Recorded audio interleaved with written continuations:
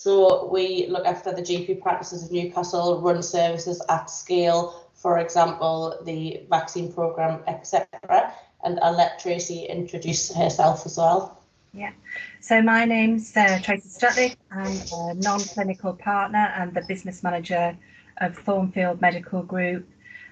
That's based in the north east of the city of Newcastle upon Tyne, and I'm also the PCN manager actually as well, for the management lead for our PCN.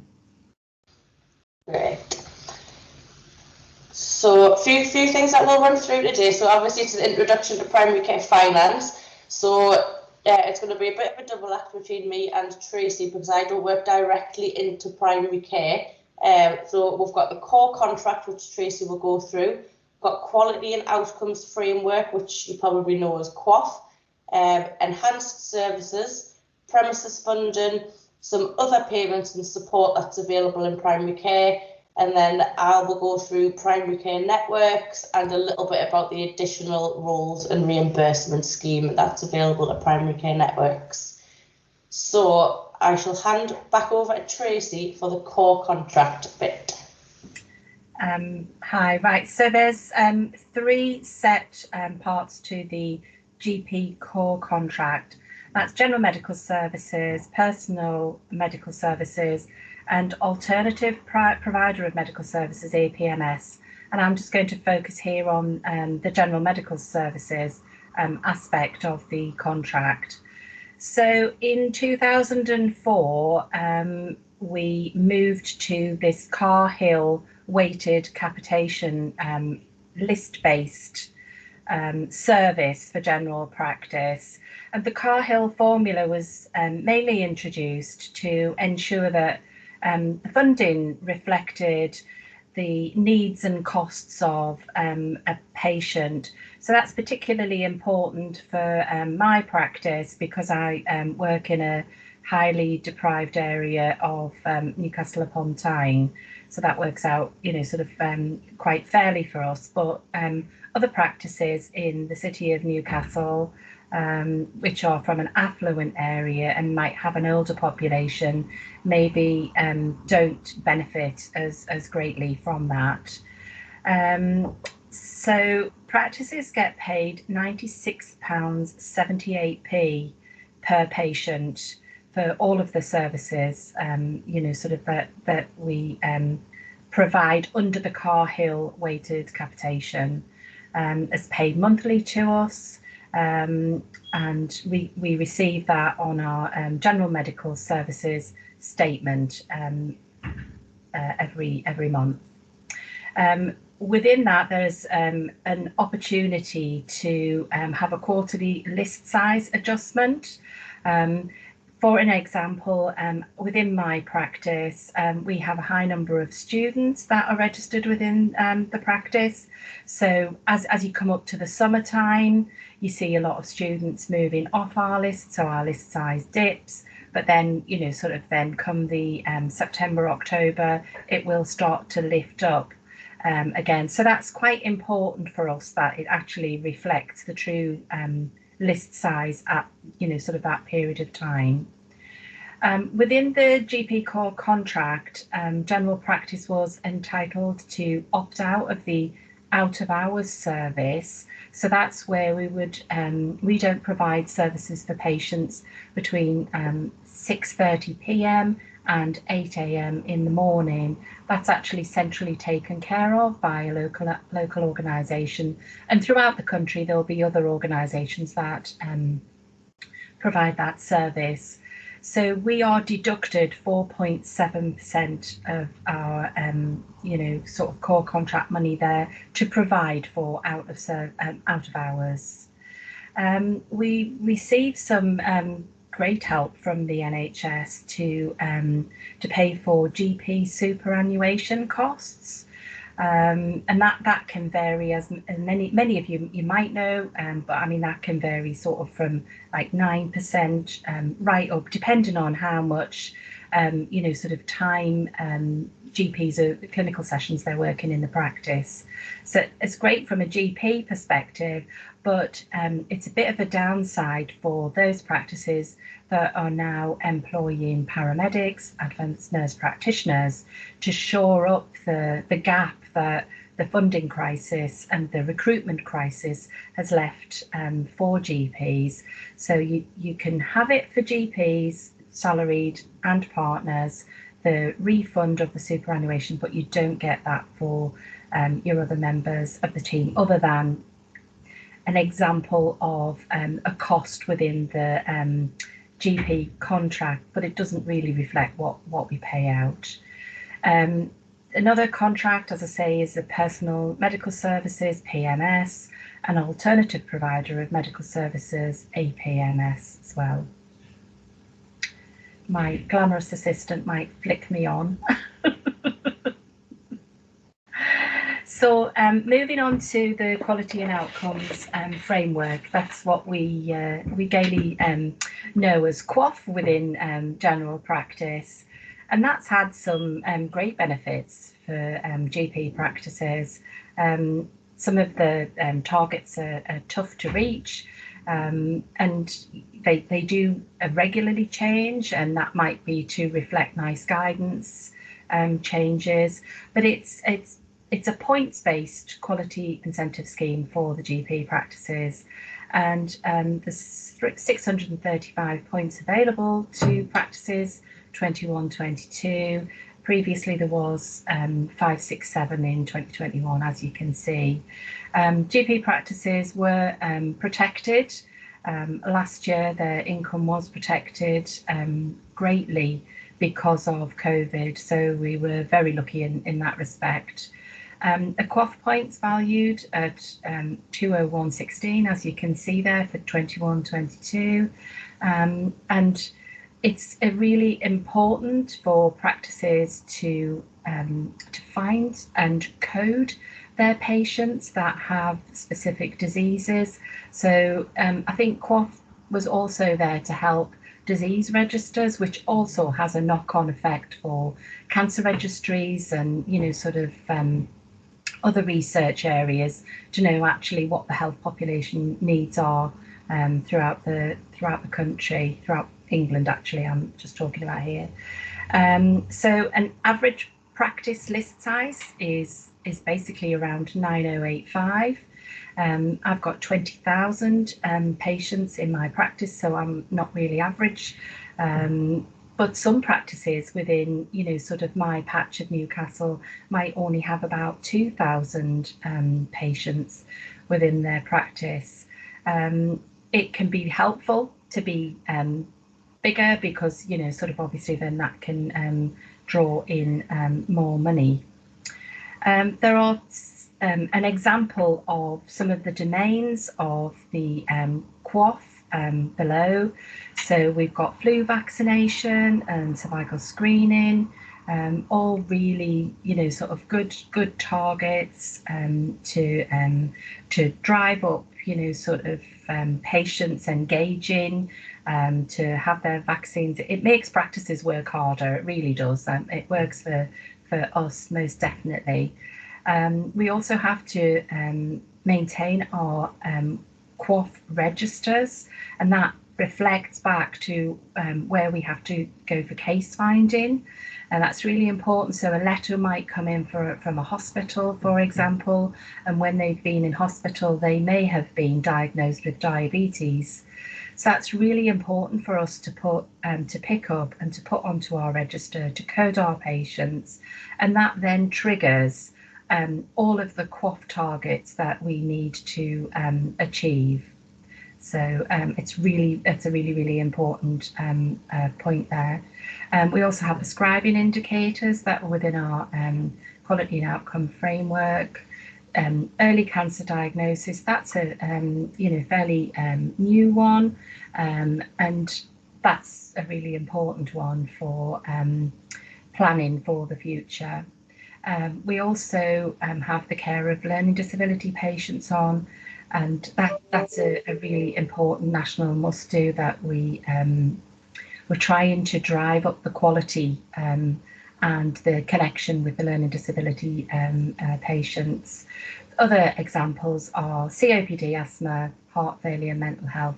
There's quite a few of those, and it's probably worth having a little Google, just out of interest's sake, if you're not aware of these, just to see what the other QOF outcomes are. Glamorous assistant. There's other ways that GP practices can bring in money for the practices. There's direct enhanced services, and these are linked into our core contract. An example of those being the learning disability health check. And sort of there's a standard template that we have to use for the health check. And that sort of fits into the so the government and the NHS's agenda of improving services for learning disability patients. There are other direct enhanced services, and another example is minor surgery, and that can be joint injections or actually cutting surgery as well. We have local enhanced services, and that's different areas do different things. Many practices refer to all of these as like kind of a basket of care. So within our area, we do insulin initiation, 24-hour BP monitoring. There used to be a vasectomy service here, and that's really reflective of what the local commissioner wants. And they will be contracting with GP practices to provide those services. It may be solely on a cost basis, so they're trying to reduce costs, sort of from secondary care, or actually it may just be that it's based upon a local need. So, for example, that could be, a rural practice, and it's really difficult for them to access hospital services. So the local commissioner may set up local enhanced services so they've got that care closer to home for the patients. Other examples of enhanced services, we contract with our local public health services, and we provide contraceptive services. So the IUCDs and the Implanons. We provide smoking cessation services on behalf of public health services. It could be drug misuse services. Again, that is just the local flavour, and it could be that within your area, your public health service commissioner wants something else. Another area of funding for GP practices, we're reimbursed by our commissioner for the rates of the building, so the non-domestic rates from the local authority, water rates, clinical waste. We're sort of reimbursed for all of these services, and we're sort of referring back to the initial slide of how much you get per patient for the capitation. This all builds on how actually we are able to be financially viable, because you have the sort of support there for all of your rates, so you're working from your practice premises, but you've also got your QOF and your other enhanced services. We're reimbursed for our rent, but only if the district valuer agrees that the rateable value is correct, and that is completely different throughout England, because sort of in the east end of the city where I am, potentially the property rates are going to be a lot cheaper than I'm assuming if you've got a GP practice just around the corner from Harley Street or something like that. It looks at the local flavour of what the property costs are. And there's the three sort of types of rents here: notional rent, actual rent, and health centre rent. So I'm in an NHS property services building, so we have this health centre rent that we get here. Other payments, again, sort of just topping up, that helps support GP practices. If we have a GP that goes off on maternity, paternity, sickness or suspension, then NHS England support practices to a finite level, and it doesn't cover the cost of a locum at all, sort of in full, but it does work towards helping practices and supporting practices with their locum costs.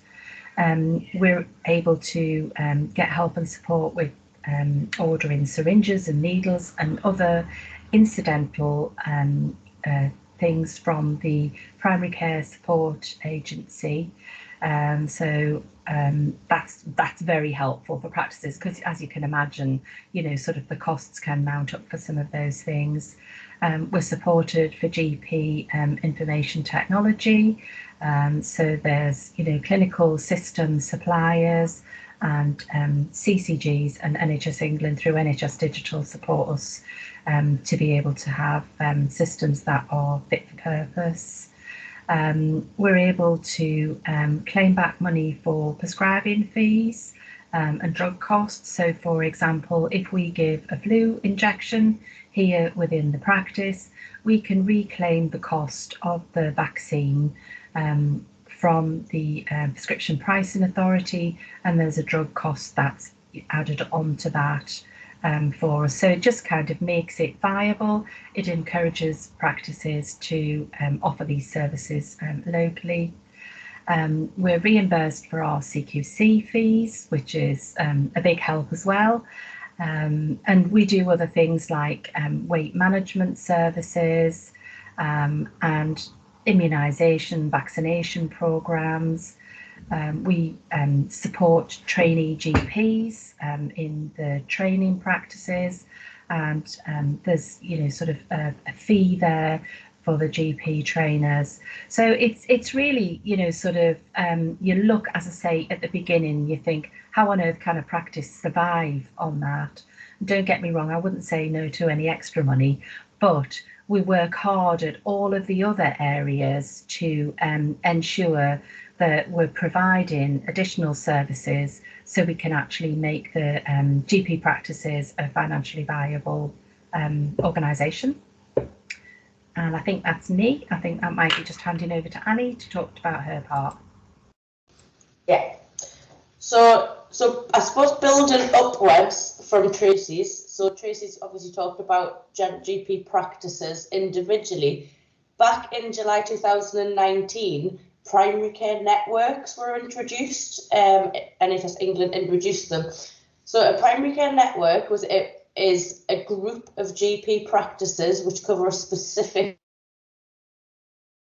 geographical area. So as Tracy mentioned, Tracy's practice is part of the East Primary Care Network, where the group of practices would work and would all work together. Each network typically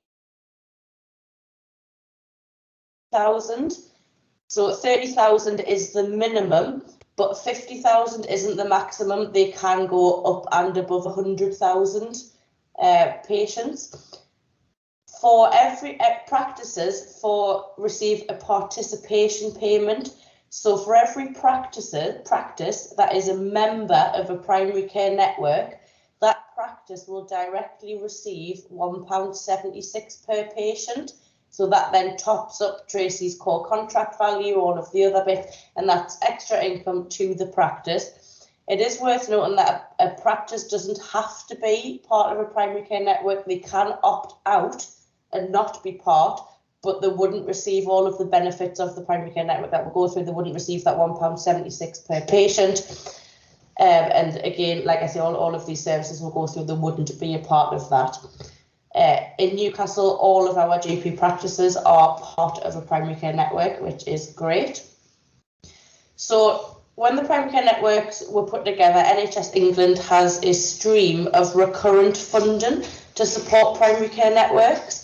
So each network in the very beginning had to vote or put a case forward to be that network's clinical director, and that is based on 0.25 whole-time equivalent and that clinical director oversees what happens in that primary care network. They would look to do the finances for the network.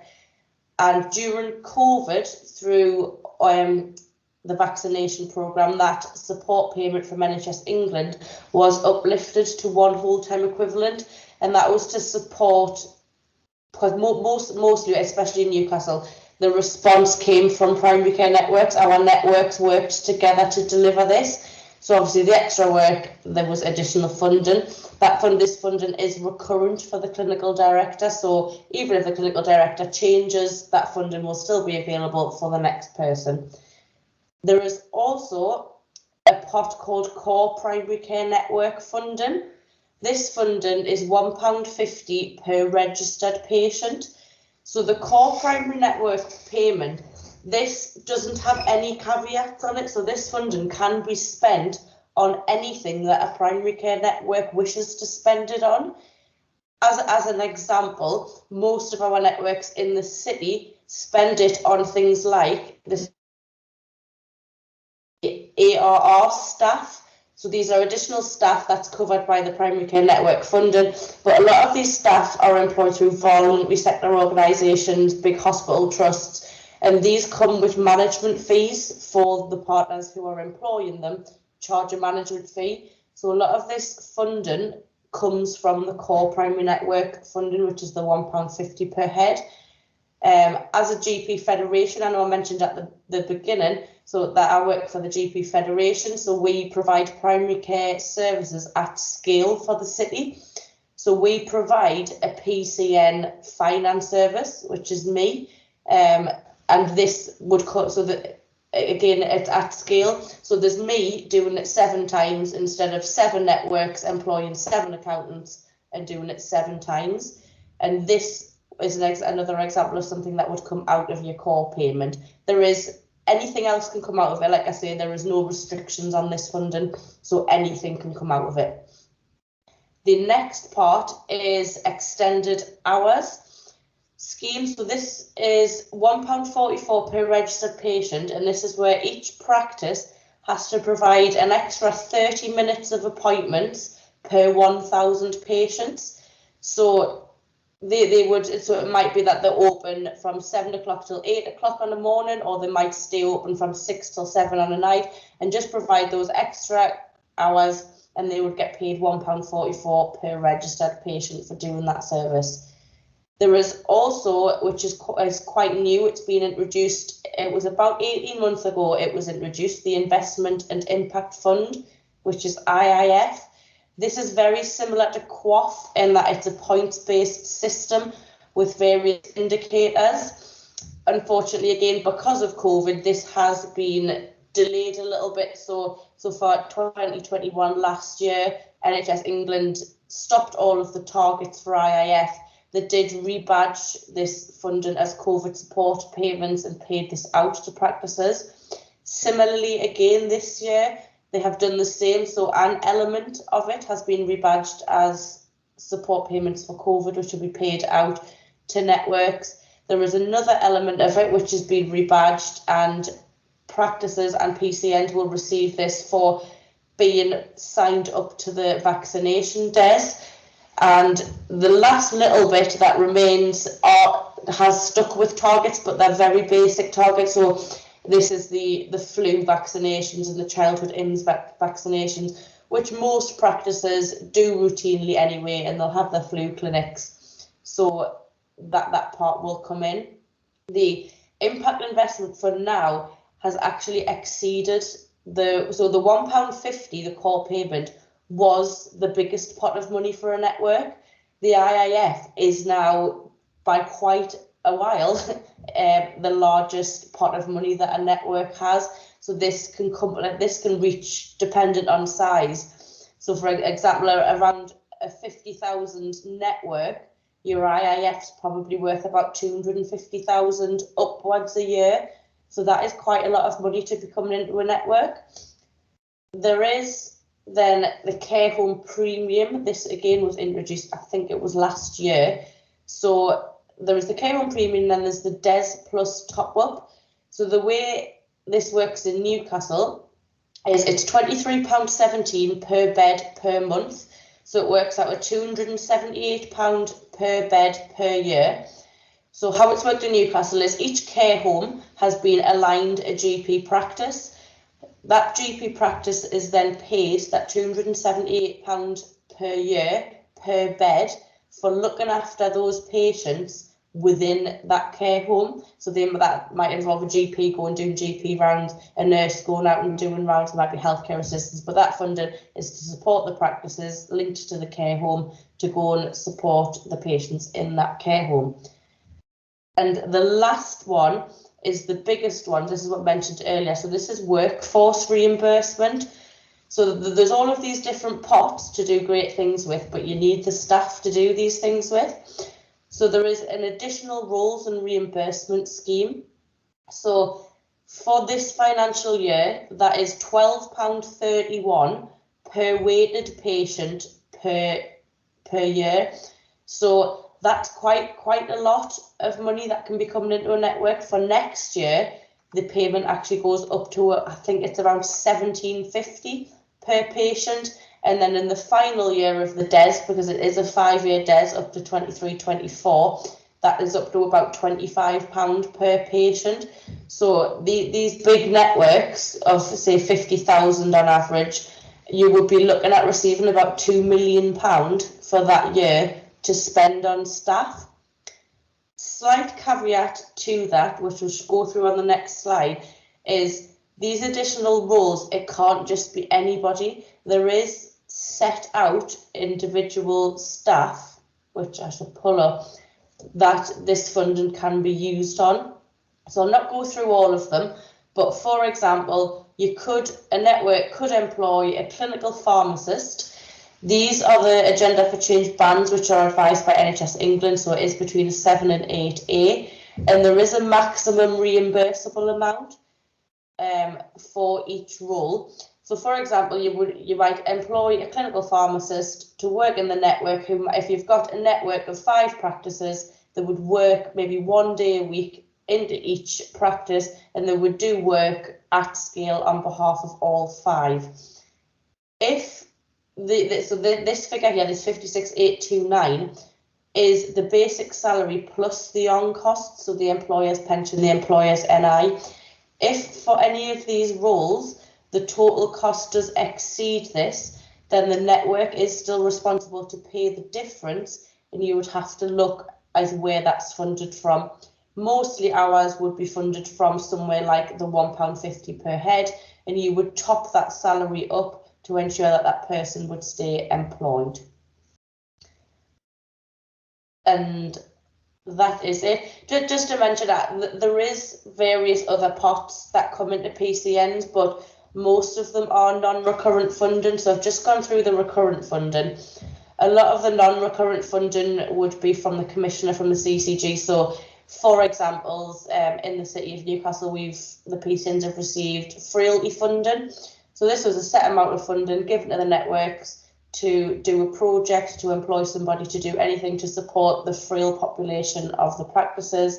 There has been some legal funding. So there was some non-recurrent legal funding that was given to primary care networks to support the setup of the network if there was any legal questions that needed doing. There is PCN schedules, so we did ours, and again, as the Federation, we did it at scale on behalf of 7, and we legalised all of the PCN schedules. And there is many others, but we might be here a while to go through all of those ones. So that is it from me. Is there any questions for me or Tracy?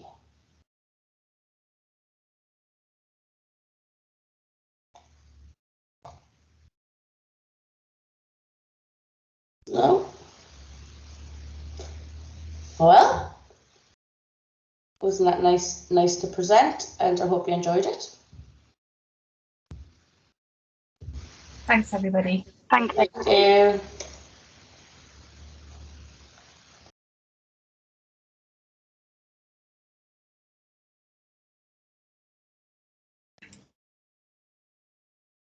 Thank you.